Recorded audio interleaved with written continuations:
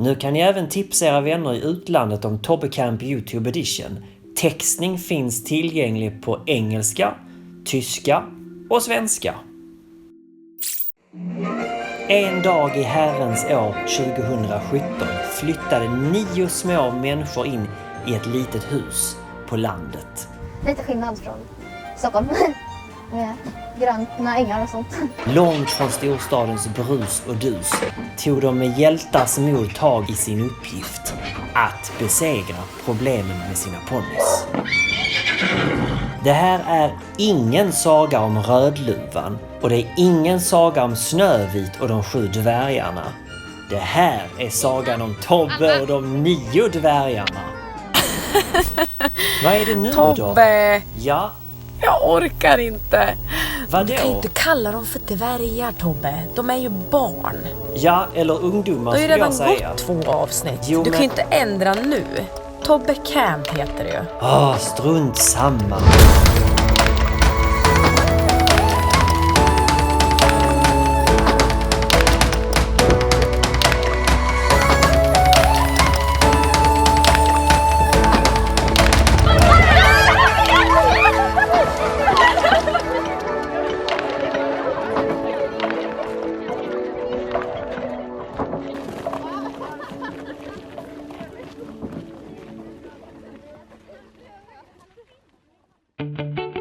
För att göra den här programserien möjlig så har jag tagit hjälp av sponsorer som får visa upp sina produkter i rutan. När ungdomarna anlände så fick de ett helt presentkit ifrån Kraft. Oj, titta. Hörpåsar. 3 hörpåsar. Titta vad fint. Du. Vad är det? Wow. Är det Godis. Det gillar hon. Och sen kolla här då. Sensitive mash. Och lägga vatten. Det är jättebra. Det gillar hon också. Fina presenter. Och inte nog med det, för sedan fortsatte presentfesten när Högs kom på besök. Jag känner mig som en jultomte nästan. Och innan vi sätter igång med den allra första träningen här på Tobbe Camp tänkte jag tipsa om en av mina favoritprodukter ifrån just Högs. Ni har fått en sak som ni kanske undrar, varför har vi fått den här? Detta är mitt, kan jag säga, favoritgrimskaft ifrån Högs. Det har jag på alla mina hästar när jag tränar och har haft dem typ i 5 år tror jag någonting. De här grimskaften är mina favvisgrimskaft för att de är lite längre än ett vanligt grimskaft. Ser ni? Men de är ändå inte så långa som en longeringslina. Och dessutom är de väldigt sköna att hålla i och man bränner sig inte. Sen kan man tycka då att det är klart man inte bränner sig för man ska ha handskar. Men ibland har man ju inte handskar och då bränner man sig inte. Så jag gillar de här grimskaften jättemycket. Så de har ni också fått. Jag döper dem här med till Tobbe grimskaft.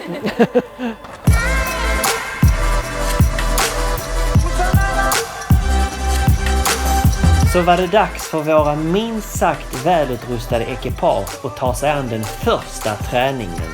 Och tränaren, hon har grundutbildat många mästerskapshästar och mer än 25 godkända hingstar.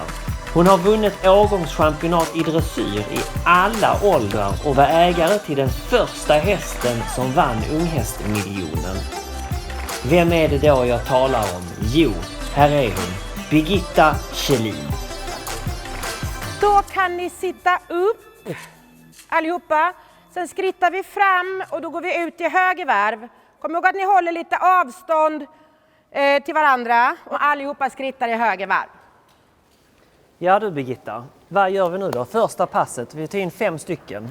5 stycken blanka kort, ja. Ja. De är nya för varandra, stället är nytt, allting är nytt. Det är lite spänningar och så vidare och så vidare.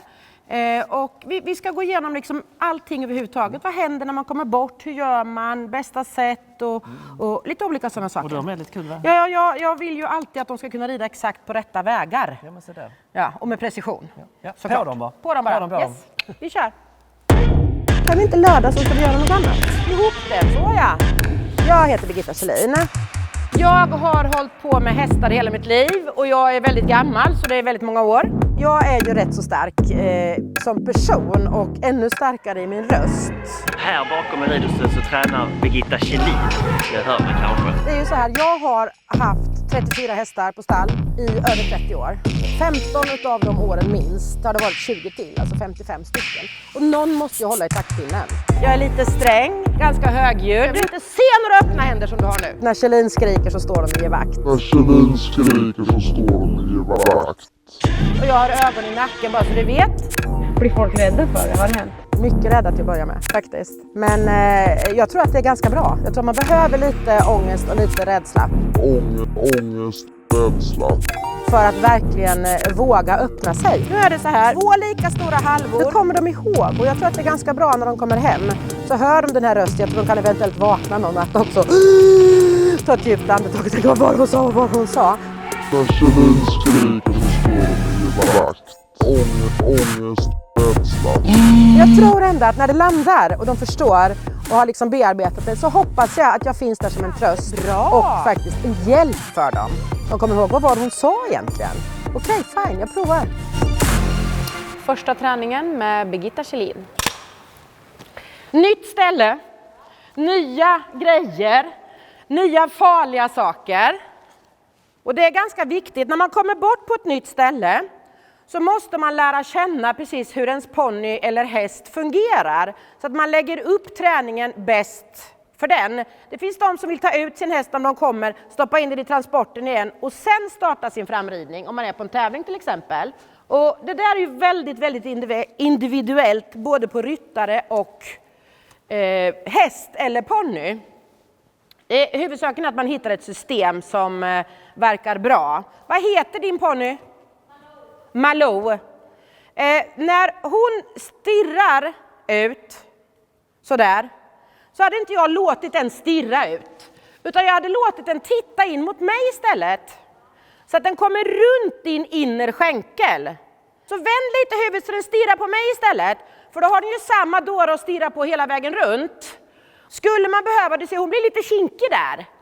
Det ser man, hon viftar lite på svansen. Hon talar om i hela sin kroppskonstruktion. Det här tycker jag inte alls var roligt att min ryttare drar i mig och gör så att jag ska gå precis där hon vill att jag ska gå. Men låt henne inte gå och stirra. Jag heter Alva Otterbolin och jag är 15 år och kommer från Göteborg. Jag har ett D-ponnysto som heter Malou och hon är 13 år. Och vårt största problem är att hon inte kan fatta vänstergalopp och blir allmänt stressad. Mitt mål med min ridning är att komma så långt som möjligt med Malou. Jag vill ändå hoppa SM med henne och försöka och satsa dit. Men jag vet inte hur långt det kan gå eftersom hon är lite speciell. Men jag vill ändå försöka.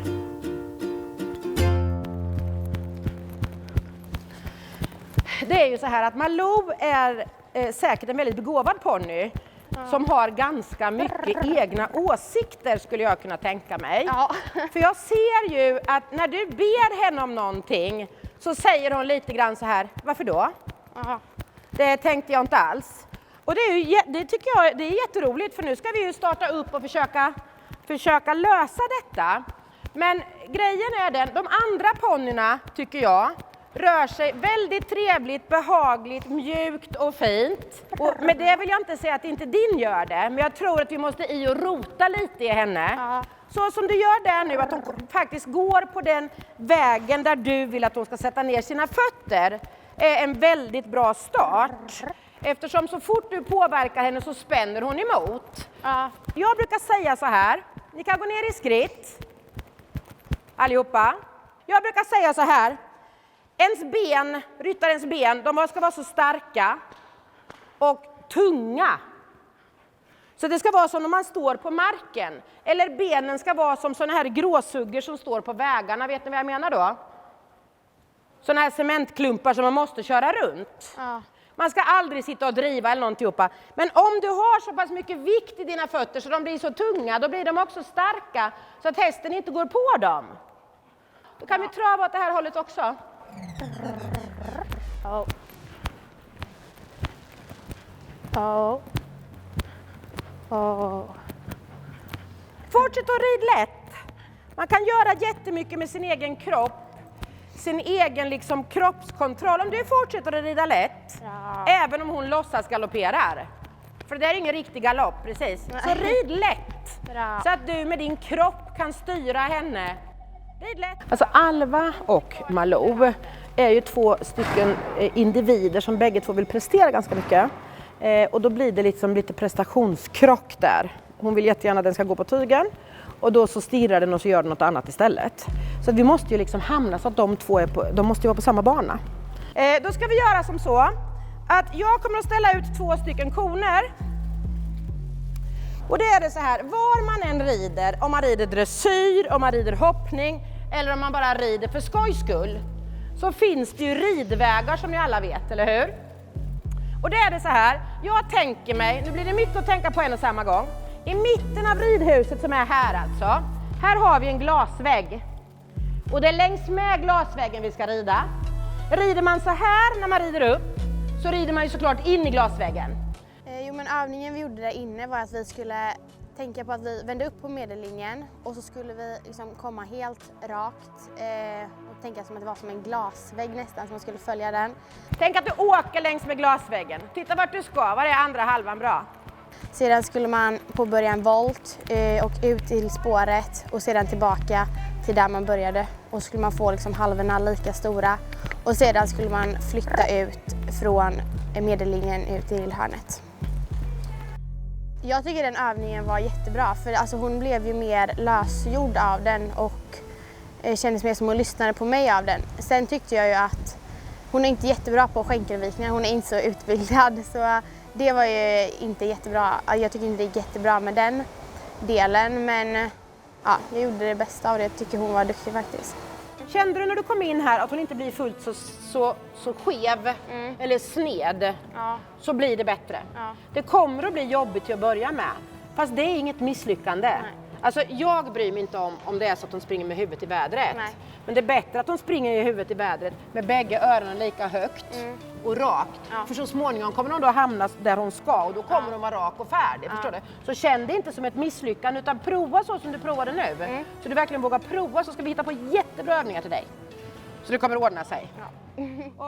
Jag tycker Birgitta var jättebra som tränare. Hon förstod faktiskt problemet. Liksom, att hon inte ville lyssna på mig. Hon förstod det väldigt bra och hittade en jättebra övning till hur vi skulle lösa det. Liksom. För det blev ju ett bra resultat till slut. Om man tittar på det nu bara av den här lilla lätta övningen som de gjorde. Titta på den. Då går det med en rak hals och travar ner. Va? Då börjar bli en kommunikation de två emellan. Va? Sakta men säkert. Vi måste bryta det här mönstret så att man säger så här gör vi. Så kommunicerar vi med varandra. Och jag tror att det kommer bli jättebra. För det känns som att Alva hon lyssnar och vågar prova det man säger till henne. Så det kommer att gå jättebra. Det kommer vi kunna lösa.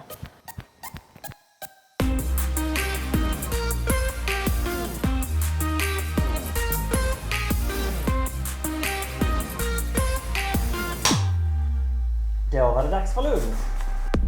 Alltså jag tycker det är jättekul att vara här på Tobbe Camp och det känns verkligen som att vi kommer igång nu direkt med mycket träningar. Så det känns jättekul att vara igång. Jag tror att jag kommer få bra hjälp för alltså Birgitta nu var jättebra och sen vet man inte vad det kommer för mer tränare eller så. Men av Birgittas tror jag det kommer gå jättebra för hon, som sagt hon förstår ju verkligen problemet. Vad gör alla andra förutom typ hästar? Skola. I nästa avsnitt blir det hoppträning här på Tobbe Camp YouTube Edition. Vilken tränare det blir, det avslöjar jag inte. Glöm inte kolla, varje torsdag klockan 19 kommer det upp ett nytt avsnitt här på YouTube. Vill du också få hjälp av Häst-Sveriges främsta experter? Då kan du och din ponny eller häst ansöka redan idag till nästa säsong av Tobbe Camp YouTube Edition. Gå in på www.tobbelarsson.com och fyll i ditt formulär. Och nytt för nästa ansökan är att du kan ansöka som ungdom eller som vuxen. Så nu har alla ni vuxna där ute i landet ingen ursäkt. Ansök även ni.